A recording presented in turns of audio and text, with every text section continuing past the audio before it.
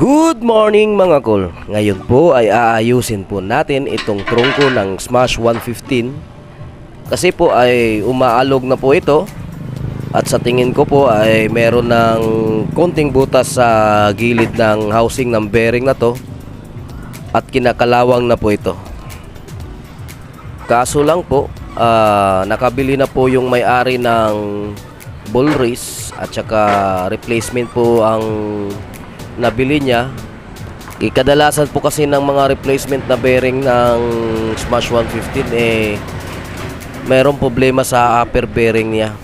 Kaya ipapakita ko po sa inyo kung ano ang naging problema ng replacement na ball race bearing ng Smash 115.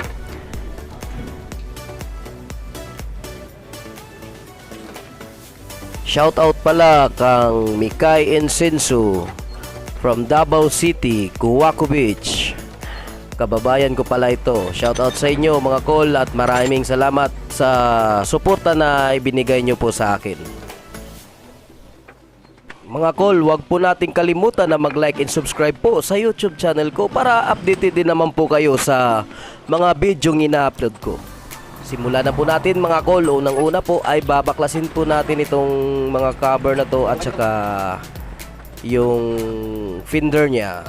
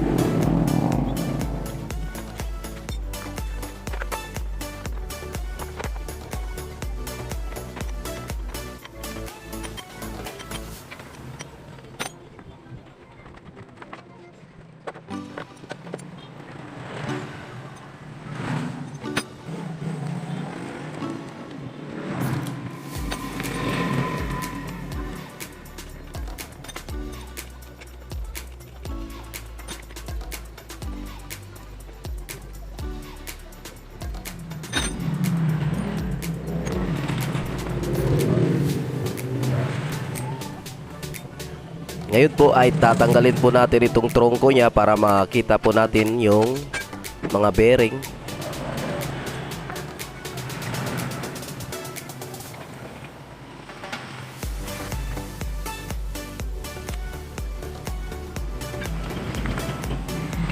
Tatanggalin po natin itong housing ng bearing na nakakabit po sa chassis ng motor po natin.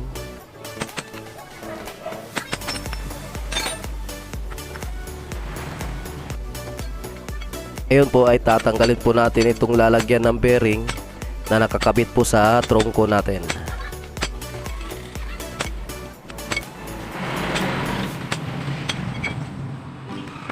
Kung mapapansin nyo po ito pong lalagyan ng bearing sa lower bearing po ito, meron na po siya mga butas-butas po sa gilid at kinakalawang na din po. Kaya po umaalog po yung trungko po natin. At minsan naman po meron din pong kapag ginalaw po natin yung manubela natin yung kontragusto din po siya sa galaw ng ating kamay. Kaya kailangan na po natin magpalit ng bagong ball race bearing po ng trungko natin. Pero mas maganda po sana yung genuine po ang bibilhin po natin para hindi po tayo magkakaproblema katulad nito. Ngayon po ay ipapakita ko po sa inyo kung saan po tayo nagkakaproblema sa ball race bearing na to.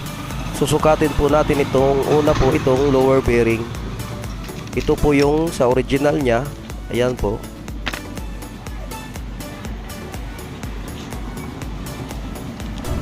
Ito naman po yung bago na lower bearing. So halos magkaparehas lang po sila ng sukat.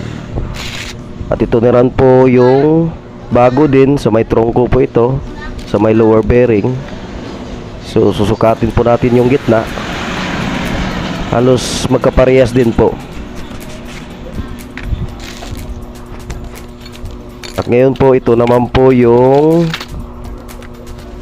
sa may upper bearing.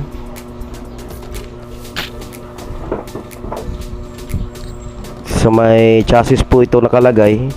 Susukatin po natin. Ito po yung bago. At ito po yung dati niya. Halos magkaparehas din po. Ngayon po, dito na po tayo magkakaproblema. Yung sa upper bearing niya na nasa trungko nakalagay. Ngayon naman po ay susukatin po natin itong upper bearing niya na nasa trungko po ito nakalagay. Ito pong gitna ang susukatin po natin. Ito po yung bago na replacement at ito naman po yung dati niya. Kung mapapansin nyo po, ayaw po pumasok yung caliper natin. Kasi po maliit po yung butas ng original na bearing sa may upper po ng trungko natin.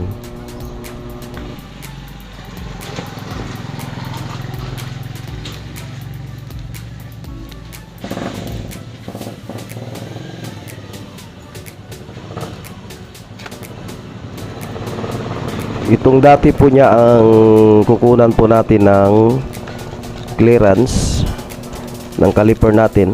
Ito po yung clearance niya.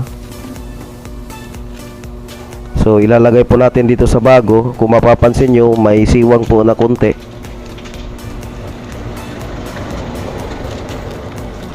Ayan po. Pumasok po itong caliper natin. 00 po yan. Pag nilagay natin dito sa bago, mapapansin nyo, meron po siyang konti pong siwang.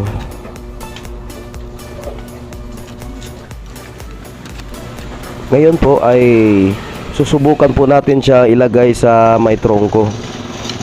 Diyan po siya nakalagay sa may upper.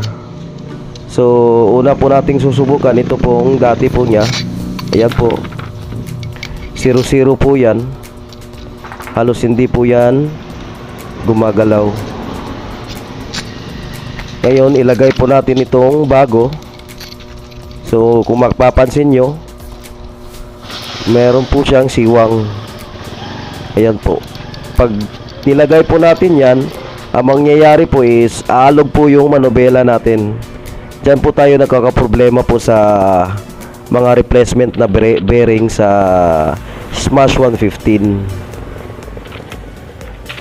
Mas maganda po, maglalagay po tayo ng genuine na bull race sa Smash 115 po natin para hindi po tayo magkakaproblema katulad po nito. Ang ginawa ko po rito ay binalik ko po yung upper bearing niya, yung nakakabit sa trungko, at saka ginamit ko na lang po yung bago, yung nakakabit po sa chassis niya, para naman po hindi po magkaproblema yung may-ari ng motor. At binalik ko rin po yung mga bulitas na dati po niya sa trungko niya.